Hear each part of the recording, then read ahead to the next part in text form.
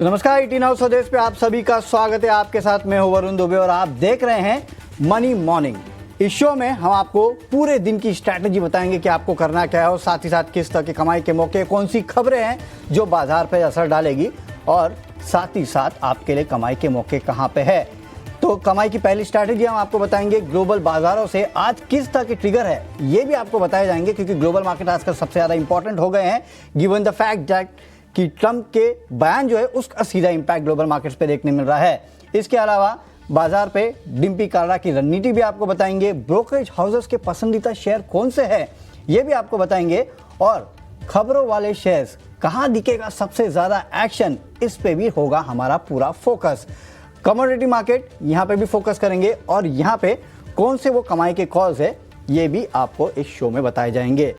लेकिन चलिए शो की शुरुआत सबसे पहले करते हैं ग्लोबल मार्केट से कि वहां पे किस तरह का एक्शन देखने मिल रहा है। आप देखिए, कल जब हमारे मार्केट्स बंद हुए थे तब ग्लोबल मार्केट्स कहाँ थे, गिफ्ट निफ्टी कहाँ था, ये आपके स्क्रीन पे आएगा। जब हमारे मार्केट्स कल बंद हुए थे तो गिफ्ट निफ्टी अगर आप देखेंगे तो करीब करीब 23,720 के आसपास था। फिलहाल अगर आप देखें तो 760 770 के आसपास है। डाउ फ्यूचर अगर आप देखेंगे तो कल जब हमारे मार्केट्स बंद हुए थे 42,625 के आसपास था। Nasdaq futures 2190। ब्रेंट क्रूड अगर आप देखेंगे तो $72 के आसपास था। वहां से ब्रेंट क्रूड करीब करीब अब 72.40 के आसपास जो है वो ट्रेड कर रहा है। डॉलर इंडेक्स 103.6 पे था, फिलहाल 104 के आसपास ट्रेड कर रहा है। तो वैसे तो अगर आप देखेंगे तो डाउ फ्यूचर्स, नैस्डैक फ्यूचर्स कल हमारे जब बाजार क्लोज हो रहे थे वहां से अच्छे लेवल पे है, लेकिन ब्रेंट क्रूड और डॉलर इंडेक्स दोनों ऊपर चल चुके हैं। तो देखना होगा इसका क्या इंपैक्ट है। और यूएस डॉलर बॉन्ड यील्ड अगर आप देखेंगे 4.28 कल थी, फिलहाल करीब 4.33 के आसपास ट्रेड कर रही है। तो यूएस के मार्केट्स अच्छे थे कल, जो हमारे मार्केट्स क्लोज हुए वहां से डाउ फ्यूचर्स, नैस्डैक फ्यूचर्स अच्छे हैं। केवल dollar index, US 10 year bond deal और ब्रेंट क्रूड जो है उनमें उछाल देखने मिला है। तो इसके मायने समझेंगे। लेकिन कल यूएस मार्केट्स में हुआ क्या है, क्योंकि लगातार तेजी यूएस के मार्केट्स में देखने मिल रही है। कल भी अगर आप देखेंगे तो डाउ जोन्स, नैस्डैक, S&P सब में देखिए 1.5 से 2.5% के आसपास के गेंस देखने मिले। तो हमारे साथ हमारे सहयोगी अभिषेक जुड़ चुके हैं बताने के लिए कि यूएस के मार्केट्स में कल इस तरह की तेजी क्यों देखने मिली थी। अभिषेक, कल यूएस के मार्केट्स में जोरदार तेजी देखने मिली है, ऐसा क्या हो गया? फिर ट्रंप ने कुछ कह दिया क्या?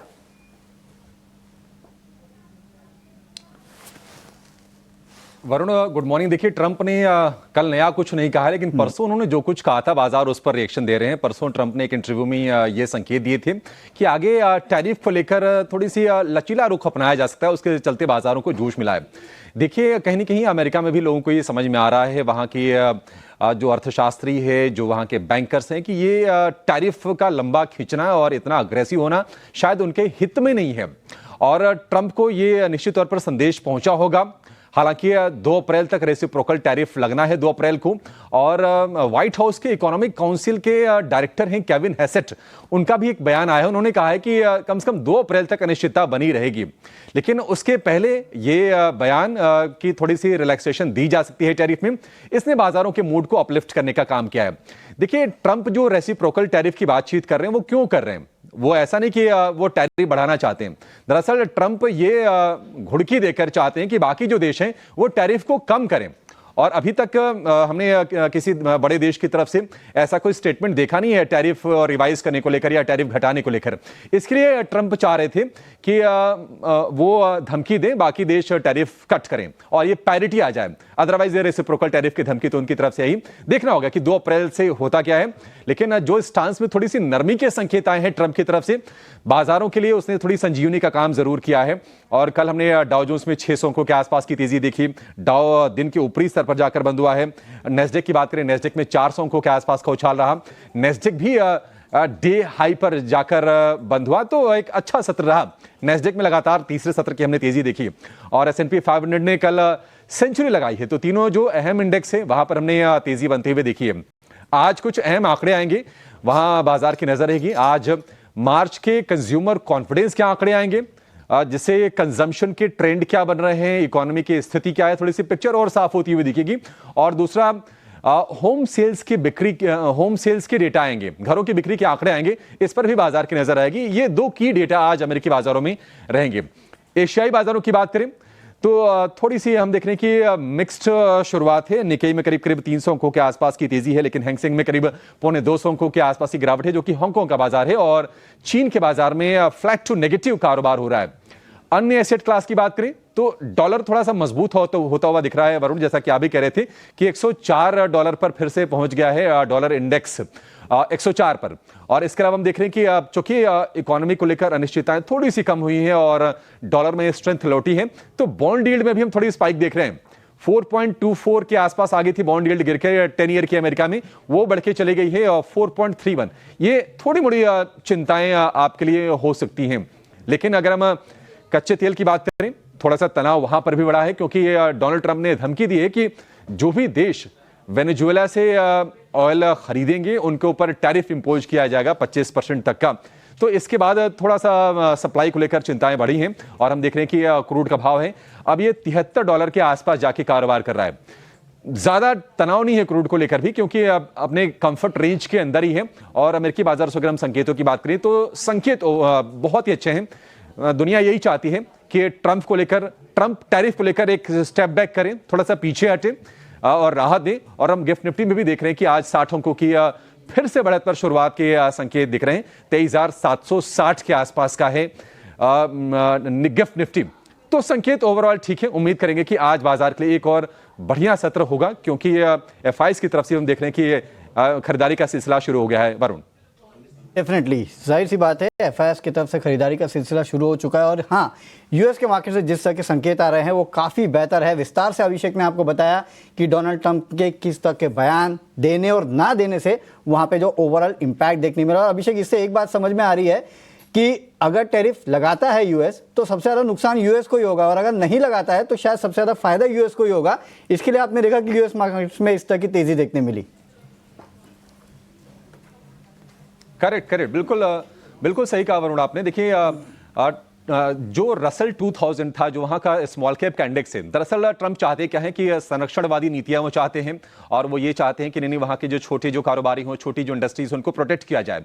लेकिन रसल 2000 में अगर हम देखेंगे हाल फिलहाल तो ऊपरी स्तरों से गिरावट सबसे ज्यादा आई है। बेयर मार्केट में भी चला गया था रसल 2000। तो ये समझ में आने लगा है कि नहीं, अपने हित में उतनी ज्यादा नहीं है। वो ठीक है, बाकी देश, ट्रंप एक बिजनेसमैन है, वो टैरिफ का इस्तेमाल देखिए, और उन्होंने जो पहले स्टेटमेंट दिए थे कि चीन पर 60% का टैरिफ लगाया जाएगा, उनके पोल प्रॉमिस कैसा था, चीन पर लगाया गया 10%, फिर 10% का एडिशनल लगाया गया 20%। और धीरे धीरे समझ में आने लगा है, क्योंकि अगर हम हाल फिलहाल अगर आप देखेंगे, पिछले महीने भर की चाल देखेंगे तो अमेरिकी जो बाजार रहे हैं वो वर्स्ट परफॉर्मिंग मार्केट्स रहे हैं।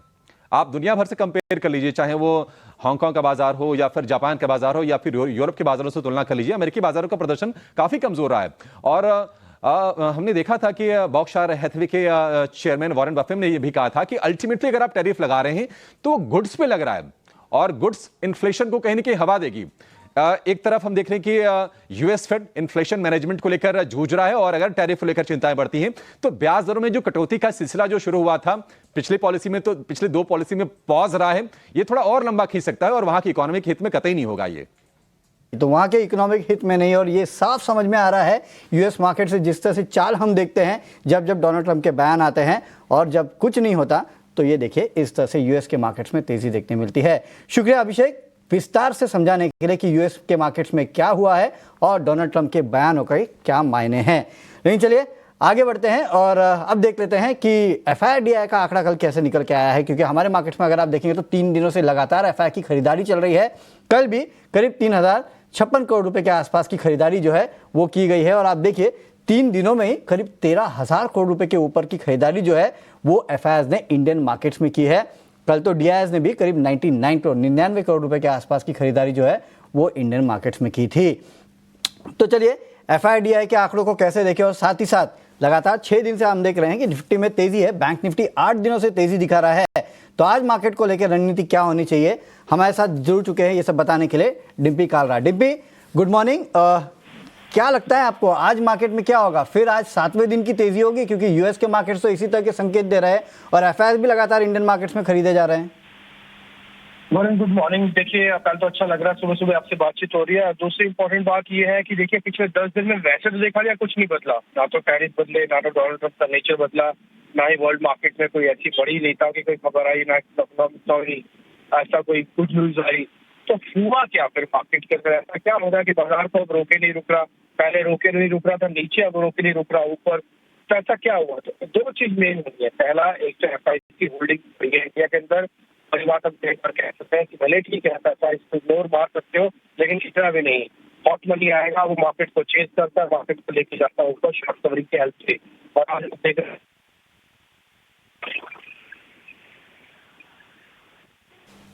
हैं और करीब 1500 पॉइंट तो सिर्फ निफ्टी और करीब 3500 पॉइंट बैंक निफ्टी की रिकवरी हमने ऑलमोस्ट देख ली है।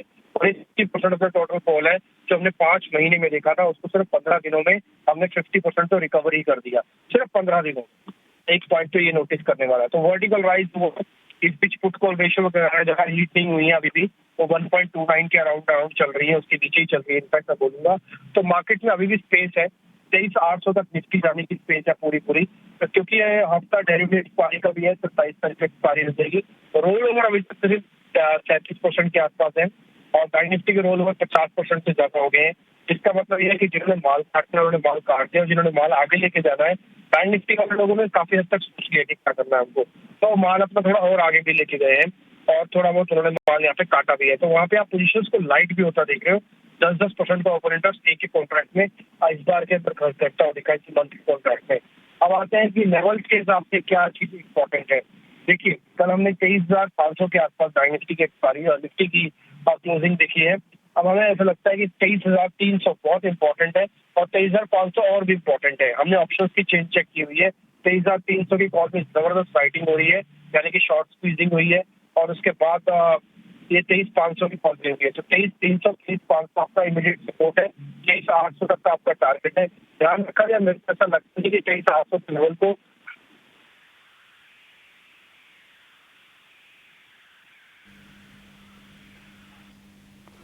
Okay, I think so Dimpy के फ़ोन में कनेक्टिविटी में कुछ इशू है, शायद उनकी आवाज़ हम तक पूरी तरह से नहीं पहुंच रही है, लेकिन हाँ उन्होंने रणनीति बता दी अपनी कि किस तरह से आपको, क्योंकि एक्सपायरी का वीक है तो जाहिर सी बात है रोल ओवर्स देखना है और किस तरह के रोल ओवर्स देखने मिल रहे हो। साथ ही साथ सपोर्ट लेवल आप देखिएगा 23,300 23,500 ये सपोर्ट है और 23,800 और 24,000 के आसपास के लेवल जो है वो आपका रेजिस्टेंस है। डिम्पी आपको ओके डिम्पी, आप हमारी आवाज़ आ रही है आप तक?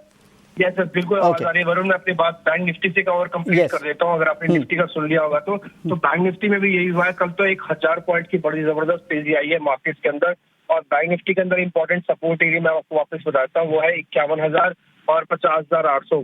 तो ये जब तक इंपॉर्टेंट एरियाज नहीं ब्रेक होते हैं तब तक कोई दिक्कत नहीं है, बैंक निफ्टी थोड़ा और चल सकता है।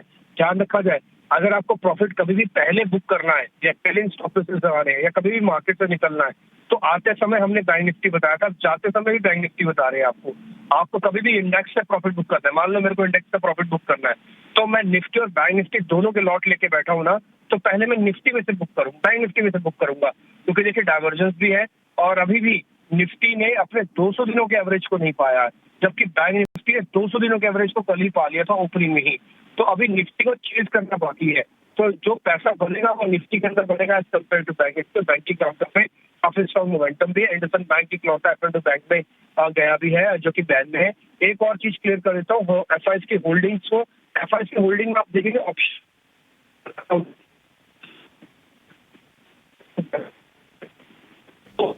कभी भी लॉन्ग है। देखो पहली बार ऐसा हुआ कि जब लॉन्ग पोजीशन बढ़ी तो गई बट वो 1% बढ़ी। ओके चलिए, शुक्रिया बहुत बहुत डिम्पी ये पूरा अपडेट हम तक पहुंचाने के लिए और बताने के लिए कि किस तरह से ओवरऑल रणनीति होनी चाहिए। और डिम्पी का साफ कहना है कि बैंक निफ्टी के मुकाबले अगर आप देखेंगे तो निफ्टी जो है वहाँ शायद आपका आउट परफॉर्मेंस जो है वो ज़्यादा देखने मिलेगा, तो ये आप नज़र रखिएगा। तो निफ्टी पे आपकी पहली नज़र होनी चाहिए और हाँ क्योंकि एक्सपायरी है तो रोल ओवर्स पे रखिएगा नज़र। लेकिन अब हमारे एक्सपर्ट को भी जोड़ लेते हैं। एंजल वन से राजेश भोसले हमारे साथ जुड़ चुके हैं, तो उनसे जानते हैं कि उनकी आज की मार्केट के लेकर रणनीति क्या होगी। राजेश जी बताइए, मार्केट को लेकर आपकी रणनीति क्या होगी? निफ्टी बैंक निफ्टी दोनों में किस तरह की स्ट्रैटेजी अपनानी चाहिए? जी नमस्कार Varun ji, very good morning. देखिए मार्केट का माहौल डेफिनेटली काफी पॉजिटिव है, whether it may be broader markets, global markets या फिर डेटा पॉइंट के हिसाब से भी अगर आप देखें तो एफआईएस का जिस तरीके से मूड चेंज हुआ है तो काफी एक पॉजिटिव सेंटिमेंट डेवलप हुआ है। Having said that Varun ji 23,800 पे फेब का स्विंग हाई है एंड हम देख रहे हैं कि अर्ली इंडिकेटर्स काफी ओवरबॉट है, तो बायस अभी भी पॉजिटिव है, बट सिंस मंथली एक्सपायरी है हम एक्सपेक्ट कर रहे हैं कि 23,800 और 24,000 के रेंज में हम कंसोलिडेशन देख सकते हैं। कोई भी डिप आती है तो डिप में बाय की रणनीति रखनी चाहिए। पहला सपोर्ट जो हम एक्सपेक्ट कर रहे हैं वो है 23,500 का, and that is followed by 23,300। Bank Nifty already एक स्ट्रॉन्ग ट्रैक्शन देखने को मिला है, इसमें भी काफी ओवरबॉट टेरिटरी में हम आ गए हैं, तो 52,000 और 52,500 के आसपास कंसोलिडेशन देख सकते हैं, एंड नीचे में 200 डीएम में 51,000 के आसपास एक काफी अच्छा सपोर्ट रहेगा। वापस रिपीट करूंगा, बायस पॉजिटिव ही है, कोई भी कंसोलिडेशन या डिप आता है तो एक बाइंग अपॉर्चुनिटी रहेगी। पॉजिटिव है सर। स्टॉक्स भी बताइए सर, कौन से स्टॉक्स पे आपकी नजर है? वरुण जी, कल कमिंस इंडिया में एक राउंडिंग बॉटम ब्रेकआउट देखने को मिला था एंड वॉल्यूम्स भी काफी अच्छे थे। आरएसआई में भी फ्रेश बाय सिग्नल दिख रहा है, तो कमिंस इंडिया बाय करने की राय है। 3,050 के आसपास की क्लोजिंग है, 2960 का स्टॉप लॉस रखना है, एंड जो टारगेट एक्सपेक्ट कर रहे हैं वो है 3250 के। दूसरा जो बाय कॉल है वो है ग्रासिम पे, 2513 के आसपास की क्लोजिंग है और 2470 का स्टॉप लॉस रखना है और 2625 का टारगेट रहेगा। इसमें भी काफी अच्छा पॉजिटिव टेक्निकल स्ट्रक्चर देखने को मिल रहा है। बहुत बहुत शुक्रिया राजेश जी हमारे साथ जुड़ने के लिए और मार्केट पे अपनी स्ट्रैटेजी बताने के लिए, साथ ही साथ ये बेहतरीन कॉल्स देने के लिए। तो क्यूमेंस और ग्रासिम यहाँ पे खरीदारी की बढ़ते हैं और आप जान लेते हैं कि कौन से इंपॉर्टेंट ट्रिगर्स है आज के लिए और कौन से हैं वो खबरों वाले शेयर जहाँ पे देखने मिलेगा इम्पैक्ट। ये बताने के लिए हमारे साथ जुड़ चुके हैं हमारा सहयोगी शरद दुबे। शरद बताइए। जी बिल्कुल वरुण, सबसे पहले पीएसयू बैंक्स पे नज़र रखिएगा। पीएसयू बैंक्स पे ऑफकोर्स 3 बड़े क्यूआईपी जो है खुल रहे हैं। यूको बैंक की बात करें तो यहाँ पे क्यूआईपी खुल रही है, फ्लोर प्राइस 36 रुपीज़ का है। सेंट्रल बैंक का भी क्यूआईपी खुला है, फ्लोर प्राइस लगभग 43 रुपीज़ का है। और पंजाब सिंध बैंक यहाँ पे फ्लोर प्राइस 40 रुपीज़ का ऑलमोस्ट आ रहा है। ये जो फ्लोर प्राइस है ये लगभग 5% डिस्काउंट पे आ रही है। और ऑफकोर्स रिपोर्ट्स आ रही है कि ये सारे बैंक्स में 2-2 हज़ार करोड़ के जो है क्यूआईपी आ सकते हैं। इंटरेस्टिंगली पीएसयू बैंक्स पे और भी नज़र रखिएगा क्योंकि यहाँ पे और भी मेजर आरबीआई के अनाउंसमेंट्स आ रहे हैं जिसके बारे में मैं आपको थोड़ी देर में बताऊंगा। एमएनएम पे भी जो है क्लैरिफिकेशन आई है। कल जो थे ऑफकोर्स मीडिया रिपोर्ट्स की न्यूज़ फ्लो आ रही थी कि एमएनएम जो है बातचीत चल रही है जहाँ पे वो प्रमोटर स्टेक ले सकते हैं एसएमएल इसुजुकी, और कंपनी ने कहा कि ये स्ट्रैटेजिक अपॉर्चुनिटीज़ जो है इवेल्युएट किए जा रहे हैं। तो ये बात जो है 5 से 6 महीने में बाजार में ऑलरेडी थी भी। गेल की बात करें तो इनकी भी क्लैरिफिकेशंस आई है और जो पीएनजीआरबी की न्यूज़ फ्लो कल घूम रही थी जहाँ पे ड्राफ्ट चेंजेस हो रही है स्टेजेस में, वहाँ पे उन्होंने कहा कि एक न्यूट्रल टू पॉजिटिव इम्पैक्ट उनके पाइपलाइन में पड़ सकता है 8 एंटिटीज़ की, जिस तरह जो सिटी गैस डिस्ट्रीब्यूशन की डेवलपमेंट आगे बढ़ेगी। तो एक टाइप से पॉजिटिव क्लैरिफिकेशन आ रहा है गेल की तरफ से। ब्रिटानिया के लिए थोड़ी नेगेटिव न्यूज़ फ्लो है।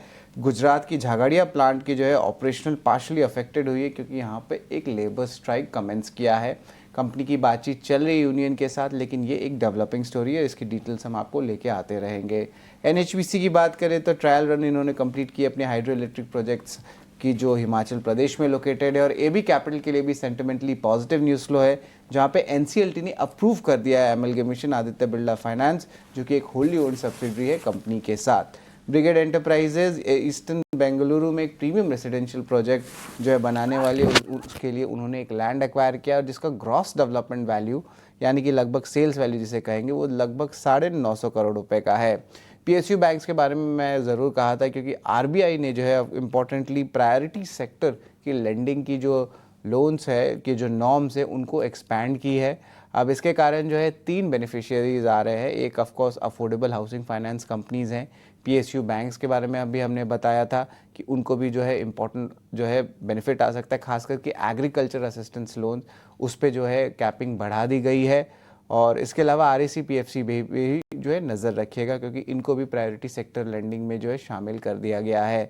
तो ऑफकोर्स बाज़ार की एक्सपेक्टेशन भी है कि इतनी आरबीआई की चेंजेस आ रही है और ये चेंजेस जो एक इम्पेंडिंग रेट कट जो एक्सपेक्टेड अप्रैल में आए उसका भी बेनिफिट देखने मिल सकता है। तो आज पीएसयू बैंक्स पे खास करके नज़र ज़रूर रखिएगा। लेकिन एक और आखिरी न्यूज़ है जिस पे आपकी नज़र होनी चाहिए, रिलायंस। अब मैं रिलायंस के बारे में इसलिए बोल रहा हूँ क्योंकि यूएस प्रेसिडेंट ट्रंप ने जो है अनाउंस किया कि 25% टैरिफ जो है लग सकता है जो भी नेशंस वेनेजुएला से तेल खरीद रहे हो, और ऑफ कोर्स इसका इम्पैक्ट जो है अप्रैल 2 से देखने मिल सकता है।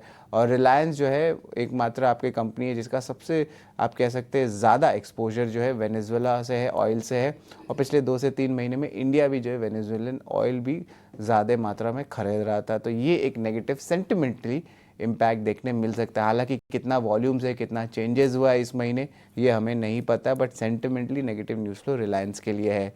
तो वरुण, ये अहम स्टॉक्स है जिस पे नज़र होनी चाहिए बाजार की। कुछ 2-3 थीम्स हैं, पीएसयू बैंक्स हो गया, या आपके कह सकते हैं कि ओवरऑल ऑयल एंड गैस, ये 2 सेगमेंट बहुत इंपॉर्टेंट रहेगा। तो ऑयल एंड गैस और बीएफएसआई, और उसमें भी खासकर पीएसयू बैंक जो है उस पर हमारी होगी पूरी तरह से नज़र। शुक्रिया शरद, ये पूरा अपडेट हम तक पहुंचाने के लिए। लेकिन चलिए, अब वक्त हो चुका है हमारे कमोडिटी फोनर का और जानने का कि कमोडिटी को लेकर क्या रणनीति होनी चाहिए। टेक्निकल आईक्यू के अखिलेश जैन, माफ कीजिएगा, अखिलेश जैन जी जो है वो हमारे साथ जुड़ चुके हैं। Akhilesh ji, good morning. बताइए सर, सोना, चांदी और क्रूड, ये 3 इंपॉर्टेंट कमोडिटीज को लेकर आपकी क्या रणनीति होगी? Thank you very much for having me. Good morning. देखिए, थिंग इज दैट कि कल के सत्र में हमने एक भारी बिकवाली देखी गोल्ड और सिल्वर के अंदर। उसका कहीं ना कहीं एक ये रीजन मुझे लग रहा है कि जो टैरिफ के अराउंड या वर्ल्ड इकोनॉमी में कंडीशंस एडवर्स डेवलप हुई है, वो कहीं ना कहीं ओवरवेट हो गई है, एंड वहाँ पे एक प्रॉफिट बुकिंग देखने को मिल रहा है। फर्दर यहाँ पे जो फ्यूलिंग आ रहा है वो रुपीस के एप्रिसिएशन के कारण आ रहा है। पिछले कुछ सत्रों में हम एक अच्छा खासा रुपया के अंदर एप्रिसिएशन देख रहे हैं, जिसका खासा ही दबाव गोल्ड सिल्वर पे देखने को मिल रहा है। तो मुझे लगता है कि टेक्निकल स्टैंड पॉइंट से भी यहाँ पे बात की जाए तो गोल्ड अगर फेल टू होल्ड अबव 87,800 और सिल्वर 98,700, तो यहाँ पे एक फर्दर यहाँ पे उछाले पे एक रिवर्सल्स वापस हमको देखने को मिल सकते हैं। लेवल स्पेसिफिक बात करें तो गोल्ड आज के सत्र में उछाला मिलता है 87,700 के आसपास, तो वहाँ पर सेल करके काम कर सकते हैं। 87,850 का एसएल लगाएं। ग्रेजुअली मुझे लगता है भाव 86,850 से लेकर 86,525 तक देखने को मिल सकते हैं। वहीं सिल्वर की बात करें तो इसमें मुझे लग रहा है कि ऊपर के लेवल्स पे प्रेशर देखने को मिल सकता है। 98,000 से लेकर 98,500 की रेंज एक उपयुक्त लेवल रहेगा, जोन रहेगा, जहाँ पे सेलिंग बिकवाली की जा सकती है। सेल करें, स्टॉप लॉस 98,700 का प्लेस करें। ग्रेजुअली इसके भी भाव मुझे 97,000 से लेकर 95,500 की रेंज में देखने को मिल सकते हैं। वहीं क्रूड के स्ट्रक्चर्स को देखें और जो भी वर्ल्ड इकोनॉमी से इनपुट्स आ रहे हैं तो देखने को मिल रहा है कि पिछले 2 वीक से क्रूड है एक ब्रॉडर रेंज में ट्रेड करा रहा है, विच इज अराउंड 5700 से लेकर 5950 तक। हालांकि मुझे लगता है कि कल जो न्यूज चिपन हुआ है वेनेजुएला का, तो ये एक पॉजिटिव एक मूवमेंट दे सकता है क्रूड प्राइसेस को। तो प्रोवाइडेड दैट अगर मुझे लगता है कि 5945 के ऊपर आज मार्केट होल्ड करता है, तो यहाँ पर एक शार्प अपसाइड देखने को मिल सकती है, विच इज अराउंड 200 पॉइंट्स। तो 5945 के ऊपर बजा जाता है तो वहाँ पे एक बार बाय की जा सकती है। 5910 का स्टॉप लॉस सके। जो प्राइजेज है 6050 से लेकर 6140 की रेंज में देखने को मिल सकते हैं। तो क्रूड के लिए बाय ऑन डिप्स रिकमेंडेशन है, वहीं गोल्ड और सिल्वर के अंदर सेलिंग रहनी चाहिए ऊपर के लेवल से। जी शुक्रिया अखिलेश जी हमारे साथ जुड़ने के लिए और ये स्ट्रैटेजी गोल्ड, सिल्वर और साथ ही साथ ब्रेंट क्रूड पे हमारे साथ शेयर करने के लिए।